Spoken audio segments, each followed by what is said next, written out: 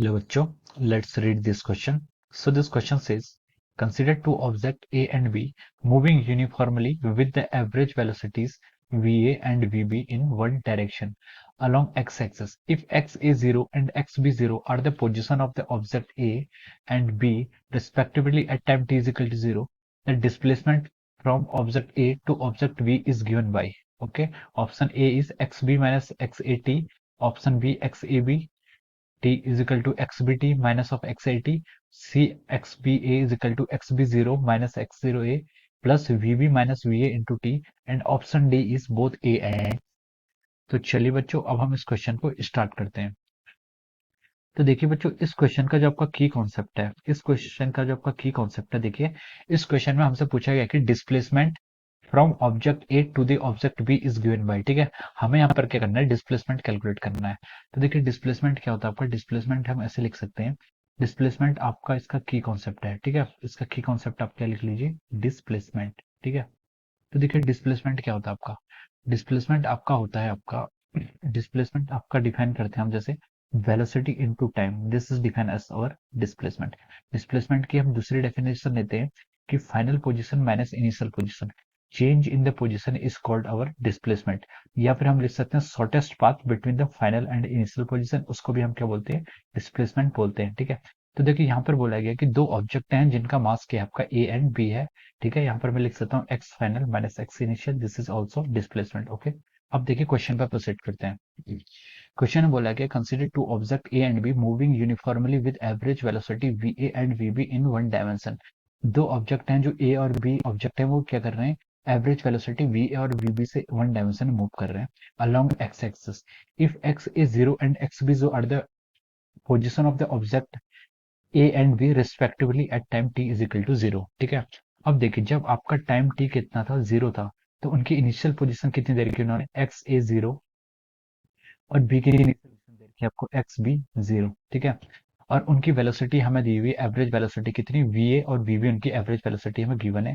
V A की average velocity है और वी बी की है आपकी बी की एवरेज वेलोसिटी है। अब हमसे पूछा है कि that displacement from object A to the object B हमें यहाँ पर फाइंड आउट करना है, ठीक है। किसी टाइम टी पर हमें डिस्प्लेसमेंट को आपका यहाँ पर फाइंड आउट करना है। तो देखिए डिस्प्लेसमेंट को हम यहाँ से क्या लिख सकते हैं, इस इक्वेशन से लिख सकते हैं। देखिए डिस्प्लेसमेंट कितना होता है आपका, डेल एक्स क्या होता है आपका, वी इंटू टी, ठीक है। या फिर हम इसको इस क्वेश्चन के अकॉर्डिंग क्या लिख सकते हैं, एक्स फाइनल मतलब किसी टाइम टी पर, ठीक है, एक्स फाइनल मतलब किसी टाइम टी पर माइनस आपका एक्स इनिशियल मतलब देखिए क्या डिस्प्लेसमेंट, डिस्प्लेसमेंट को क्या लिखते हैं हम, initial position sorry final position minus initial position. तो फाइनल पोजीशन इसकी एक्स टी हो जाएगी और इनिशियल पोजीशन को हम क्या लिख सकते हैं, X zero is equal to V into T, ठीक है। इस तरीके से हम इस रिजल्ट को यहाँ पर लिख सकते हैं, ठीक है। अब हमसे क्या पूछा था कि उसने ऑब्जेक्ट ए का ऑब्जेक्ट बी का डिस्प्लेसमेंट बताना है, the displacement of object A to the object B, ठीक है। हमें यहाँ पर क्या बताना है, डिस्प्लेसमेंट बताना है ऑब्जेक्ट ए का टू दी ऑब्जेक्ट बी, ठीक है। अब देखिए इसमें हमें क्वेश्चन में जो फाइंड आउट करना है आपको X B A find out करना है, बी का displacement of from object A to the object B आपको फाइंड आउट करना है। तो हम इसको लिख सकते हैं X B T minus of over X A into T, ठीक है। ये आपका क्या आ जाएगा, डिस्प्लेसमेंट आ जाएगा eight any time T time पर आ जाएगा, ठीक है। अब देखिए, अब इस क्वेश्चन से देखिए आपके ये हमने इक्वेशन यहाँ पर ऐसे डिराइव की है, ठीक है, this equation we have derived. इस इक्वेशन से हम क्या लिख सकते हैं, किसी टाइम टी पर इसका अगर हमें कोऑर्डिनेट्स लिखना है तो हम उसका लिख सकते हैं X zero plus V T, ठीक है। ये हमारे क्या हो सकते हैं, कोऑर्डिनेट हो जाएंगे, ठीक है। X T is equal to X zero plus V T, ठीक है। किसी टाइम टी पर हम कैसे लिख सकते हैं, इनिशियल डिस्प्लेसमेंट और प्लस वी टी टाइम बाद अगर वो वी वेलोसिटी से मूव कर रहा है तो ये उसका डिस्प्लेसमेंट एक्स टी हम यहाँ से कैलकुलेट करके लिख सकते हैं, ठीक है। अब देखिए हम यही वैल्यूज इस क्वेश्चन में आपके पुट करते हैं, ठीक है। X B A at any time T को हम लिख सकते हैं कि एक्स बी टी को हमें क्या किसके टर्म में एक्सप्रेस करना है, इनिशियल कंडीशन के टर्म में। इनिशियली देखो हमें गिवन है यहाँ पर क्या, एक्स बी जीरो पर वो आपका इनिशियली यहाँ पर था, प्लस वी वेलोसिटी से किस वेलोसिटी से मूव कर रहे हैं, बी की वेलोसिटी बी है और टी टाइम बाद हमें निकालना है तो हम इसको टी लिख सकते हैं, ठीक है। Similarly minus x A T को क्या लिख सकते हैं, एक्स ए टी को क्या लिख सकते हैं, X A at any time T is equal to zero plus उसकी वेलोसिटी कितनी, V A into time T. इस तरीके से हम इसको यहाँ पर ऐसे डिनोट कर सकते हैं, ठीक है। अब देखिए एक्स बी ए इंटू एनी टाइम टी, ठीक है, ये आपका रिलेटिव डिस्प्लेसमेंट है या फिर डिस्प्लेसमेंट है, इसको आप क्या लिख सकते हैं आगे, इसको आप आगे लिख सकते हैं, देखिए X B zero minus of our X A zero, ठीक है।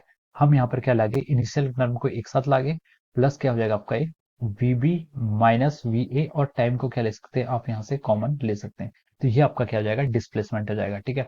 तो ये देखिए हमने यहाँ पर डिस्प्लेसमेंट क्या कर दिया, आपका फाइंड आउट कर लिया। तो देखिए अब इस क्वेश्चन के ऑप्शंस पे चलते हैं। तो उसने बोला displacement from object A to the object B is given by X B A, जो आपका पहला ऑप्शन है एक्स बी है, ठीक है।